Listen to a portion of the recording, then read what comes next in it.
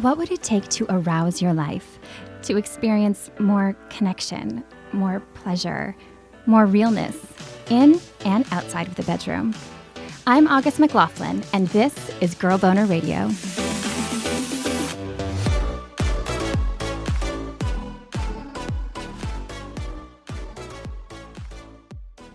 And it was a kind of horrible and very sad realization that, I've not been present. I had a thought of, my goodness, how on earth am I going to have sober sex? How am I going to allow myself to be naked and vulnerable and raw and open without the numbness that alcohol gave me?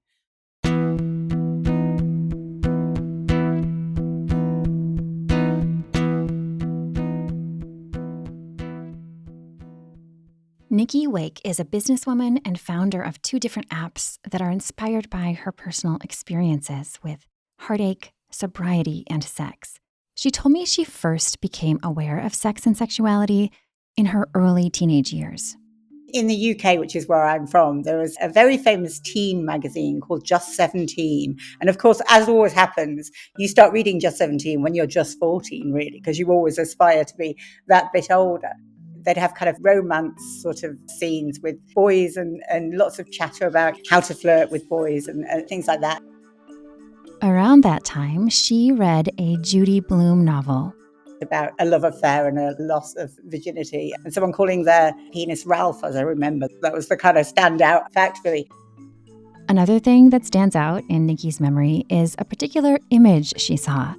She had been flipping through a magazine and there was an advert for baby oil, and it had a naked woman sat with her back to the camera. And I remember being sort of strangely drawn to this image, and it sort of haunted me for a bit. And I think that was the first realization that actually maybe I was bisexual, that sexuality was more complex than just a linear man and woman.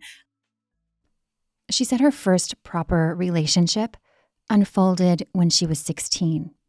The typical schoolgirl teenage love affair with my then first boyfriend, who I'm still ironically in touch with on Facebook, the power of social media these days. It was very gentle and tentative and loving, and I was head over heels in love. It was a really positive first experience, actually, until obviously he clearly broke my heart. He moved away and the relationship ended. Nicky's next serious relationship formed during college. With a fabulously attractive pavement artist who was creative and wild and dangerous and dark and brooding and looked a bit like Morrissey from the Smiths. That was the music of the time. And we interrailed Europe together and again had a really rather beautiful love affair until we started going to indie music clubs. We moved to London. He was still doing pavement art. I was drifting around through retail and college.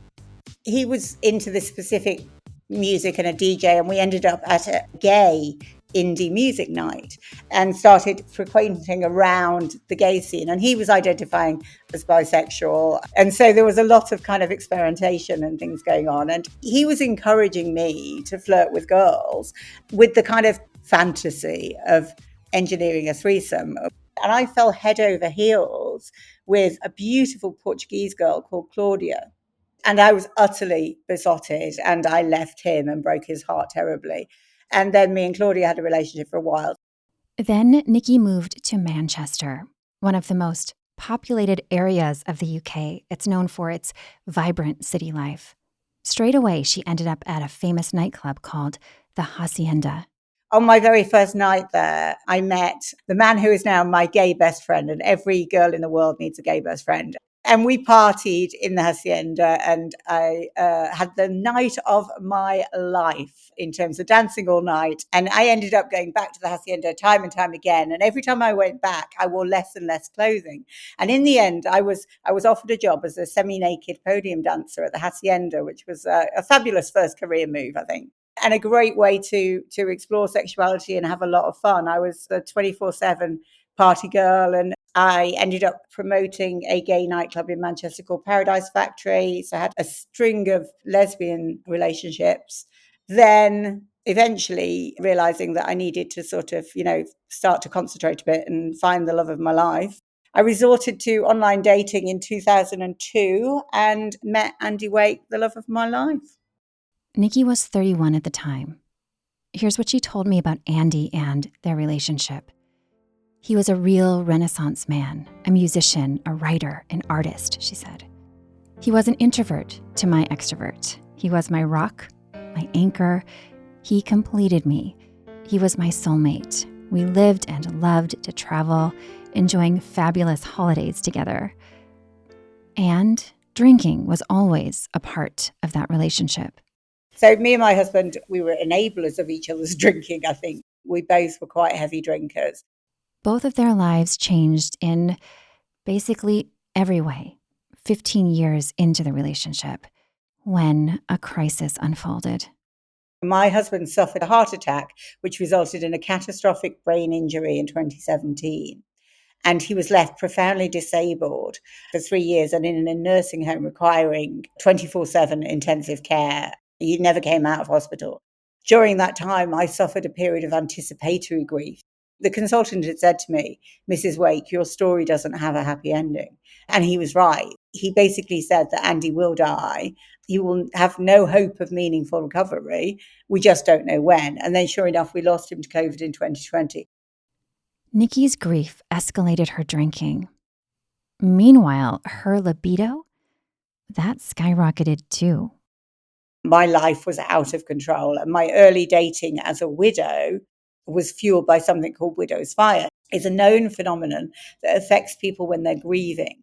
And basically, it means that you get really horny when you're grieving because you're aching for physical comfort. I mean, if you think about it, I spent 20 years teaching Andy how to make love to my body. And he got pretty good at it in the end, you know? So all that trust and time and effort and, you know, when you've got someone who can just turn you on like that, and it's amazing. And then all of a sudden, that's ripped away overnight.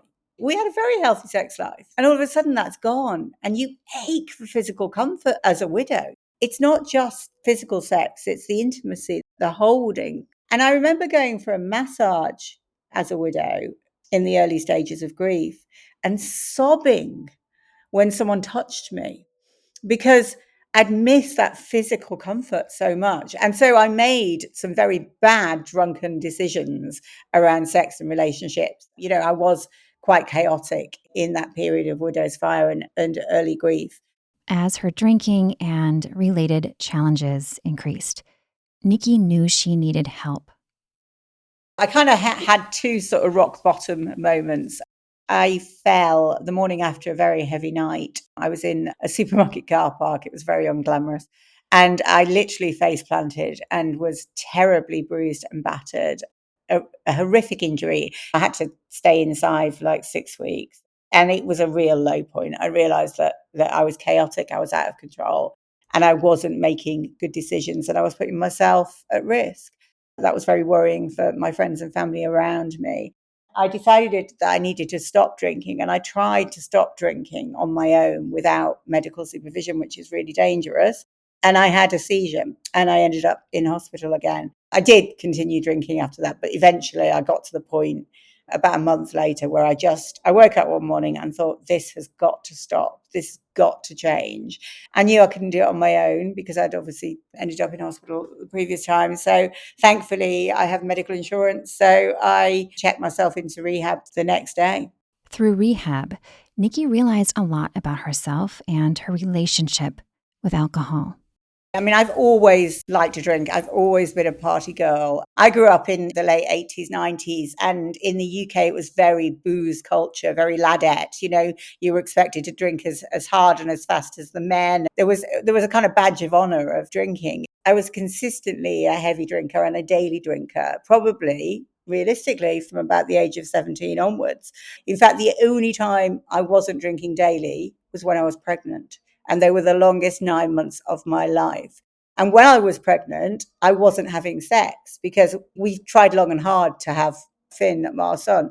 He was an IVF baby in the end. So I'd invested a lot of money and a lot of heartache in getting pregnant. So I wasn't about to jeopardize that in any way, shape, or form. Sex is usually safe during pregnancy outside of some high-risk cases, but still, Nikky wanted to be as careful as possible. So she and Andy avoided it. Plus, sex and drinking, they had always gone hand in hand for her. When she wasn't pregnant, I was drinking daily from kind of 5 p.m. daily. And very often in my 30s and 40s, I would have business lunches. I run an awards company as well. So I'd be flying around the world, putting on big glamorous award shows, sipping champagne on business class flights. So drink was very enmeshed in every aspect of my life. And therefore, every time I had sex, I was drunk. I don't think I was ever sober and present for sex. When I went into rehab, I realized that I was a very highly functioning alcoholic. They handed me a leaflet that had the word sober sex on the top of the leaflet. And I thought, I've never had sober sex. And it was a kind of horrible and very sad realization that, I've not been present. I'd not been mentally and physically in the room because my senses were dulled with alcohol. Now, whether that was a confidence thing or whether that was just habitual, it became that way. And I had an alcohol dependency, a combination of both, I suspect. But for me, I had a feeling in rehab was the sort of thought of, my goodness, how on earth am I going to have sober sex? How am I going to allow myself to be naked and vulnerable and raw and open without the numbness that alcohol gave me? she also knew she would soon find out. In rehab, they advise you not to get romantically involved for 12 months. Well, I'm a woman with needs, shall we say. So that was never not going to happen. I just knew that I was going to have to wrap my head around it and compartmentalize it in a way that worked for me. I'm a single 50s woman. I got to 90 days from rehab and I thought I deserve a treat. 90 days is a big milestone. It's a big achievement for someone who's drinking daily and was addicted. And I thought, I'm going to spoil myself. I'm going to book myself a cruise because I like cruising. I like cruise holidays. And in the past, cruise holidays have always been all-inclusive drinks packages, drinking, cocktails at breakfast practically. So I booked a cruise and I was fairly confident in my sobriety by that point because I knew that getting sober, I gained so much more than I'd lost. And I knew that I can't just have one drink. I'm an all or nothing girl. And I knew that I couldn't fall off the wagon and that this was going to be a real test. So I made sure that I booked a non-alcoholic drinks package. And I knew that on a cruise ship, they have Friends of Bill W, an AA meeting every day. So if I needed to, I could access AA. Friends of Bill W. is code for AA. It's named after one of the organization's founders. So on the very first night of the cruise, I went to the Solos meetup. Basically, fun activities and mixing and mingling for single folks. And I spotted a kind of silver-haired fox across the room. And I thought, oh, he's lovely. So lovely, in fact, that immediately she set her sights on getting closer to him. We all went to the theatre together to watch a show. And I remember practically pushing women out the way to get sat next to him strategically at the theatre. I knew I had 7 days on this cruise. I had to maximize my chances. And the women outnumber the men in those things, usually 2-1 anyway. So you have to up your odds. So I engineered to sit next to him and we flirted and we had fun. And at the end of the theatre show, he said, "Do you want to have a drink?" She accepted and they went for a drink. And he spotted that I wasn't drinking alcohol. And he said, "Oh, why?" And, everyone else was, 10 drinks into the free drinks package. I said, "Look, I'm in recovery. I've just came out of rehab. And this is my first sober cruise." The Silver Fox was just fine with that. We had a really nice evening and I went to leave and he went in to kiss me and he kissed me. It was a beautiful kiss and very tender, very sweet and really quite innocent. And I said to him, "That's the first sober kiss I've probably had." And he was very, very sweet. I invited him for dinner the next night. Now, had I been drinking, I would have absolutely ended up going back with him that first night. The second date, we got on like a house on fire over dinner. And in the end, we were making out in the lobby, kissing. And, the waiter said, "Get a room." Anyway, he invited me back to his and we had very lovely, very tender, sober sex. I was present and there was no guilt. There was no shame. There was no fumbling. It was a very sweet and tender moment. He was very respectful. He didn't drink that second night because he said he wanted to be sober and present with me, which I thought was very sweet and very thoughtful of him. And we then hung out for the entire of the cruise together. He's a very sweet guy. And I'm glad that he was my first sober sex experience. And it turns out I'm actually quite good at sober sex. I think previously I was a bit lazy and selfish and I'd just lie back and enjoy it. Whereas I was a bit like a Russian athlete, I think, on the first night. I was much more present and in the room and receptive and giving, I think. So yeah, apparently being sober makes you a better lover. I love that so much. Did being sober affect your own pleasure? I was definitely more attuned to my own pleasure and more confident in vocalizing what I wanted. I'm a terrible people pleaser. And so very often I would put somebody else's pleasure before mine, whereas I felt a greater degree of confidence, I think, in being clear about what I wanted. And the best bit was I could remember it the next day. And I didn't wake up with a horrible hangover. In fact, I woke up, frisky as anything in the morning, as did he. So that was lovely. Sober sex has remained gratifying and pleasurable for Nikki ever since, even as she's worked through related challenges. I had to, not rely on Dutch courage of alcohol and really double down on being proud as a woman of my body as it is and not worrying about, the fact that I'm not a size 10. And I think I had to really work on self-confidence and not feeling nervous around sex. Nikki has changed her relationship style since losing Andy and getting sober too. Polyamory really works for me, which is ongoing, regular with different partners. I'm not ready or looking for a committed and serious relationship. I do like an ongoing, regular thing with an individual with agreed boundaries. That kind of works for me as a framework, if you like. Both grief and sober dating have taught Nikki a lot about herself and about sex and love and intimacy. Grief taught me that grief isn't the end of a story. You never stop loving somebody, but you do learn in time to live with that grief and to carry that person and those thoughts and that love with you. I mean, grief is the price we pay for love. And being a widow is a club that nobody wants to be part of. And it's a club with the highest admission price. I hope that I'm living proof that you can navigate a way forward through grief. As widows, we never move on, we move forward. And that's how I try to see it. I've only got one child, but my friends who've got two children tell me that when you have the second child, you don't stop loving the first child any less. Love is a never-ending capacity. Andy was one chapter in my story, a beautiful, wonderful, lengthy chapter, and I'm blessed to have known him. But life doesn't stop with grief. And physical urges and aches don't stop with grief. And that's perfectly normal.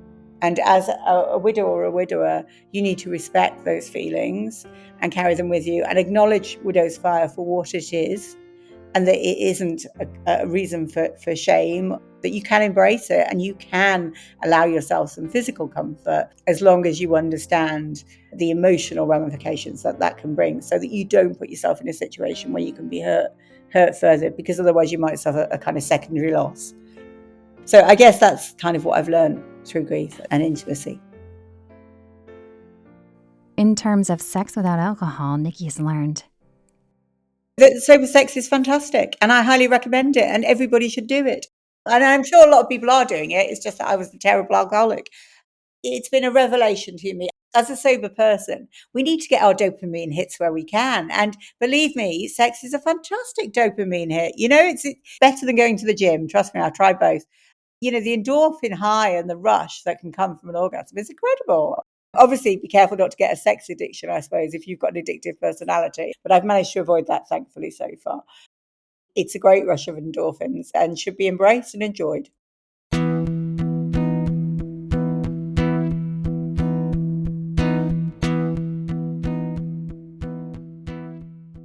Nikki's companies aim to support people going through similar experiences with grief, loss, widow's fire, or with sober dating. If you are a widow or widower and are looking to explore your next chapter, then visit chapter2dating.app, which is an app for widows and widowers who are looking for their next significant relationship. If you're not ready for a significant relationship, but you have a sort of flame of passion that needs igniting, then Widow's Fire is the site for you. And that's Widowsfire.dating. And you can log on and browse members on there. We do ask that people verify their widowed status to ensure that we protect our members because they could be vulnerable. And then if you are sober or sober curious and considering dating and finding connections with clarity, then check out sober.love.app, which is live in the UK and the US.